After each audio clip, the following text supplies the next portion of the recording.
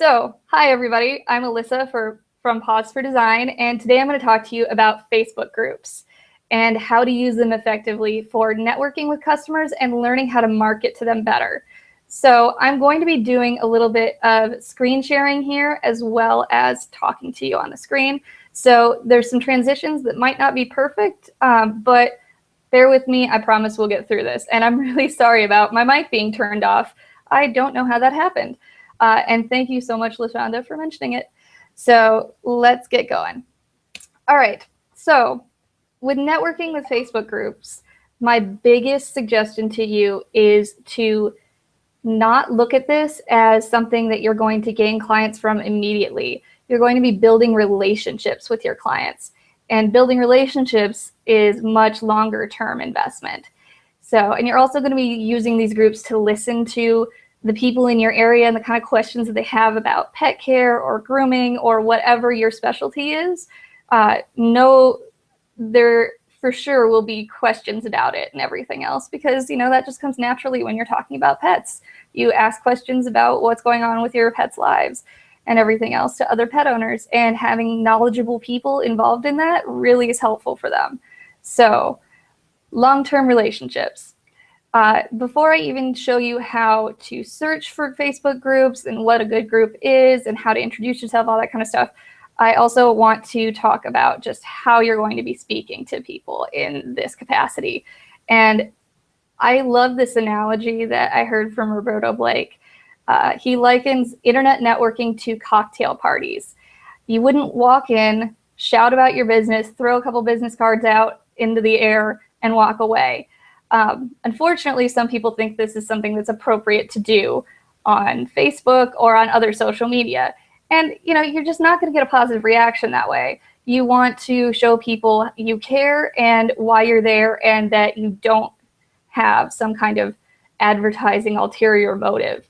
You just want to get to know them and share the information that you have, become a good resource. And that builds long-lasting relationships that will get you good clients instead of just okay ones.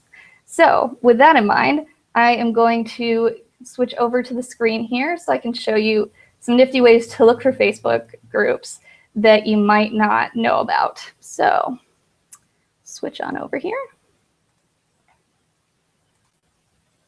All right, so starting out on my page here. And when you're searching for pet groups, you can use all sorts of different things, but the first thing I recommend doing is just typing in pets and typing in your local area. I used to live in Wausau, so I figured that was just a good place to throw out there.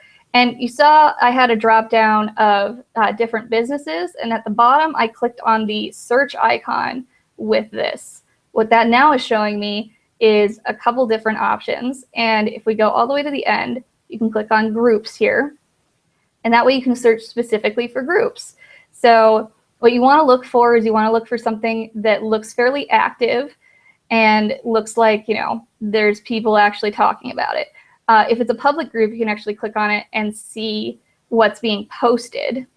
It looks like this is more of a sale group. That might not be the best choice for you. You really want more ones where it's talking about pets and everything else. And a lot of those are closed groups. So you might have to just ask to join before you even get to see what kind of posting they're doing. And they do a pretty good job, most of them, about giving some kind of information in their little group image here, or their group description there. So let's say, all right, you've gotten into some groups, you've checked out some stuff. Now, how do you introduce yourself properly? Because you don't want to be spammy, but you do want to let them know that, you own a pet business and you do these great things. So I wrote up a little example here. It's just, hi, everybody. Thanks for the ad. My name's Lissa, and I'm the owner of blank business. Now, if you notice on here, this is highlighted. And if you hover over it, you can see my page. If you'd like to do that, and I recommend doing this over any kind of big old link at the bottom or anything like that, all you have to do on a computer, you can't be doing it on your mobile, but on a computer, you hit the @ sign and then start typing your business name. That'll bring this up. And then you have a nice link to your business without being spammy and really pushing, your business onto anybody. After that, I mention my dog, and I reference that it was taken at a local event. and just let them know that I'm excited to get to know them and learn and all that kind of stuff. Really, if you read through this, my focus is local and on them. It's not about me. And that's the biggest thing. You need to kind of keep all of your posts and everything like that centered on the pet owners, because that makes them feel better. And you're going to give better information when you're thinking about them instead of thinking about, well, how can I sell my business? So this is a slower way of getting business. You're forming relationships and you're taking the time to do that. So now that we know how to introduce ourselves, I'm going to show you a good question. Now, I got this question from a private group, so that's why everything's blurred out, because I wanted to, respect the privacy there. But this person is posting about their dog getting allergies and asking for some things that can help her. This would be a great thing for a pet groomer to hop in on, a veterinary service, anybody that deals with, maybe even if you deal with essential oils and things like that. These are all ways that you could get in touch with someone. But how do you do that? Well, my strongest suggestion is give them resources. If you've written an article that's relevant, if you've done a video that's relevant, or if you know of resources that are relevant, send those along to them along with your recommendations. And you can mention, if your business directly ties with it, that you also have a business, or that your business carries the product you're recommending, and leave it at that. You want to keep it nice and simple and not push too much. People get turned off really quickly of anything that kind of feels spammy or anything like that. So, all right, I'm going to switch back from screen share here to me. There we go. All right. So I don't have any more visuals for this, so let me just take a moment here. Another way that you can utilize these groups to figure out like what your customers need or want is to look at the questions that they're asking, or look at the information that they're posting and see what kind of recurrent themes are coming through that. This is a great way to tap into your market and understand that, like, okay, they're talking a lot about raw food right now, and I'm a food retailer. Maybe I should get some raw, and look at what they recommend, all that kind of stuff. Or, a lot of people are dealing with their dogs having allergies. Do a blog post on it, do a video on it. These things can tie in very easily, and it's a great way to get inside your local market and understand exactly what they want and need. And as long as you post respectfully and don't push a lot on them, they're going to be very thankful for it. So the whole goal of this kind of networking is to become a resource for your community. And when you become a resource, you're lasting. You have a lasting brand there, instead of just, a quick brand that comes and goes, because, not every business succeeds. But by building strong relationships with your customers, you certainly will. So that is the conclusion of my tips on how to use Facebook groups to network and learn about marketing and everything else. So what I'd like to do now is open it up to the chat for questions and for Q&A. This doesn't have to be about this particular issue. If you'd like to talk about anything else, pet marketing and business related, that kind of stuff, I am an open book. So I'll give a few minutes here, because I know the chat lags a little behind me. So, but I'd love to answer your questions. Please let me know. And I'm going to grab a sip of water real quick here.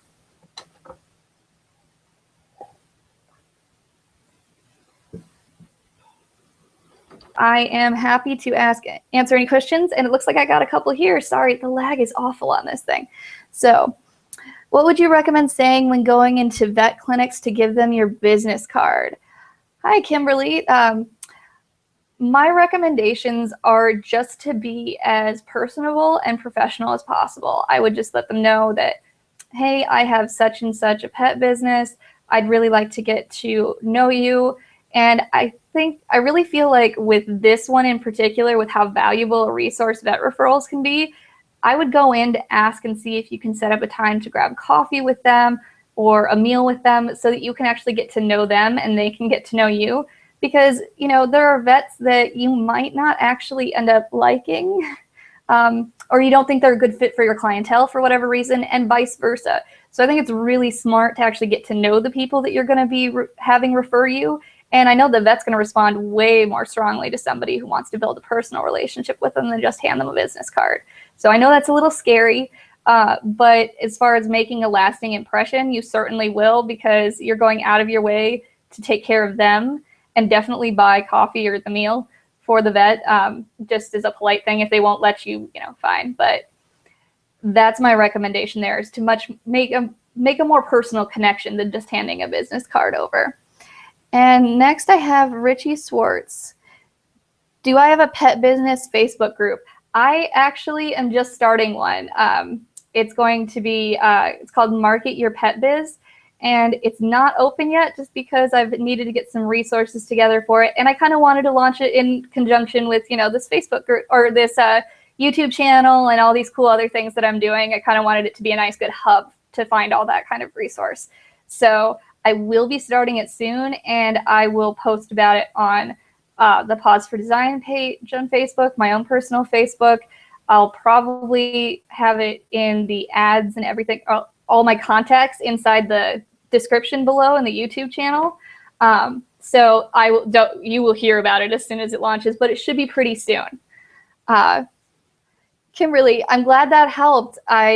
I know it's a little scary, but I think you're going to do a really good job and have a really strong response from your vet just by being more personable with them and taking some time. So did anybody else have any questions, or can we, sorry about that. Does anybody else have any questions that they'd like to ask? I think I'm going to recap one more time here while I'm waiting. So for using Facebook groups to grow your pet business, number one, be open, honest, and respectful. Don't be pushy. You want to treat this like you're building relationships with the community this way. Just because it's online doesn't mean that it doesn't have to be personal. Make sure that you're doing at least an 80-20 rule. 80-20 means 80% helpful, informative content, 20% you selling yourself. And this is actually the recommendation for Facebook pages, for blogs, all that kind of stuff. The idea is give more value than you advertise for yourself. And this has a really strong response. People love resources. They love really good resources. And if you become one in your community, you're going to have a much more long-lasting and impactful business. So, and that can start with something as simple as a Facebook group. So with that in mind, another thing you can do when you're building these relationships with Facebook groups is you can gain insights into the community and what they're looking at, what they want, what are they asking about, what are they posting. You can use these ideas to build content like a blog post, videos, whatever you want to do. You can actually be responding to what the people in your area have questions about. And that's huge. To be able to get that kind of insight and for free is amazing. If nothing else, get on it for that. So I still have time for a few more questions if anybody has any. And there's kind of an awful lag here, so I'm sorry if I am kind of quiet for a minute or two here. I just want to give everybody the opportunity to ask anything that they'd like.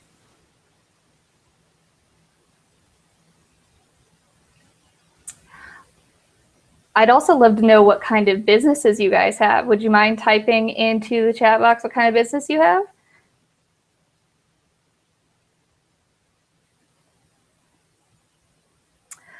Richie, I'm a graphic designer that works for the pet industry, and I made my banner.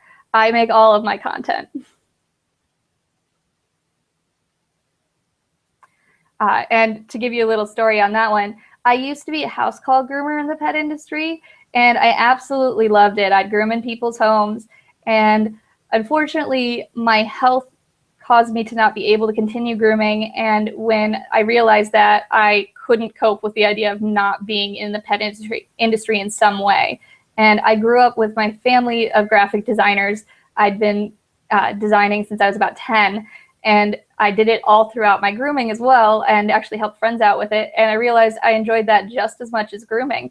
So I decided to open a pet industry exclusive graphic design business. And that's what Paws for Design is. Oh, Kimberly, you're a house caller too. That's awesome. I specialized with fear aggression dogs. I wish I'd had more dogs with medical needs though. They need so much extra help, and that extra love and attention being at home is so amazing. I love house callers. You guys are the best. Sorry, everybody else. I'm just very attached. I miss it quite a bit. But I think unless anybody has some more questions, I'm going to probably wrap things up here. So type your questions in here if you have a moment, and I'd love to answer them for you before we wrap up. And I'm going to sneak another drink here. Hold on.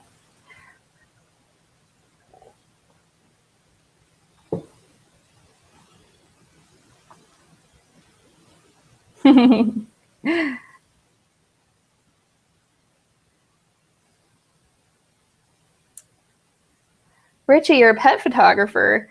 That's wonderful. I wish I was good at pet photography.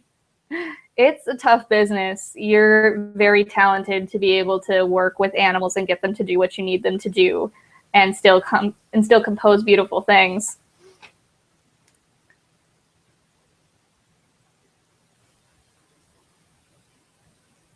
All right. I'm going to give it another minute here if anybody has any more questions, and then I'm going to go ahead and wrap things up. Thank you all so much for joining me, and sorry about the little tech issues there in the beginning. We'll edit that out.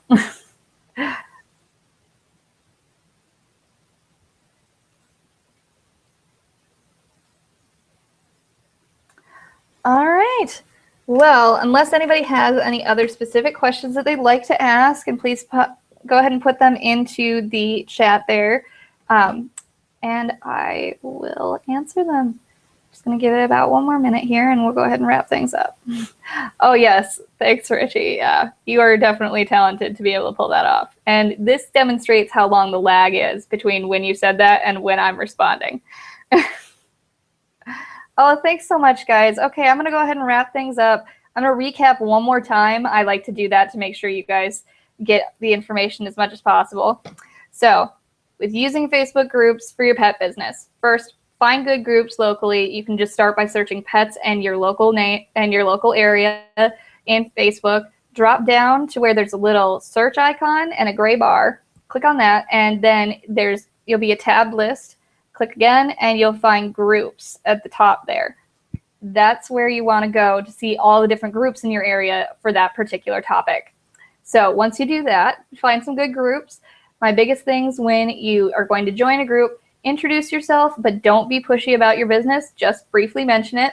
And again, answer questions that are relevant to your knowledge, all those kind of things, but don't push your business. You can mention it if it's a product that you're selling that you have available, things like that, but don't be pushy. You're trying to build relationships here, and that takes time and energy, but it's worth it in the long haul, because if you create strong business or strong relationships with your clients and your customers, you're going to have a long-lasting business. Another amazing thing about these groups is that if you're looking at what they're posting, what they're asking about, all those kind of things, you get a direct line into what the people in your area are interested in as far as pets are concerned. So anything from making blog posts, videos, what kind of product you want to carry, what kind of specials you want to do, all that kind of stuff. You can learn a lot and form your marketing plan around what the interests in your area are. And that's huge. That gives you such an amazing leg up. So if for nothing else, join groups just so that you can understand what in your area is interesting to pet owners. So I hope that was helpful for you, and have a wonderful evening, guys. Thanks for joining me.